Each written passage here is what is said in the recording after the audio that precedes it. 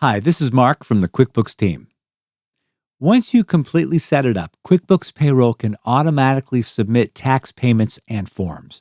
But you can also pay and file them electronically yourself in QuickBooks if you prefer. Let's go over how to manually e-pay and e-file your taxes and forms. Before you start, make sure your taxes and forms preference is set to initiate payments and filings through QuickBooks and your tax setup is complete. Check out this video for help. You won't be able to pay and file your local city, county, and school district payroll taxes through QuickBooks. Select Taxes, Payroll Tax. In the Payments tab, you'll see any payments that you need to pay now, soon, and then taxes you've already paid. These are set according to your federal and state tax deposit frequencies you selected during the tax setup.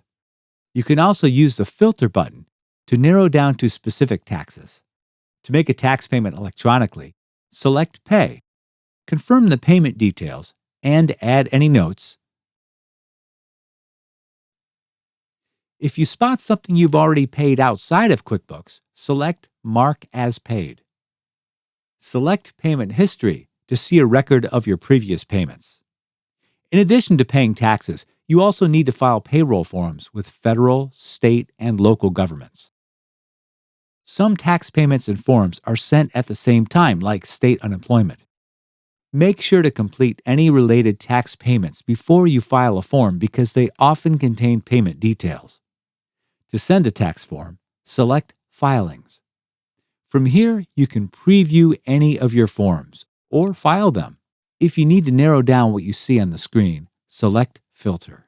If a form reads Ready to File, select File to take the next step. If you haven't completed a payment related to the form, you'll receive a warning and a link to bring you back to the Tax Payments window. Select Send to transmit your tax form. You can see completed tax filings from the same tab.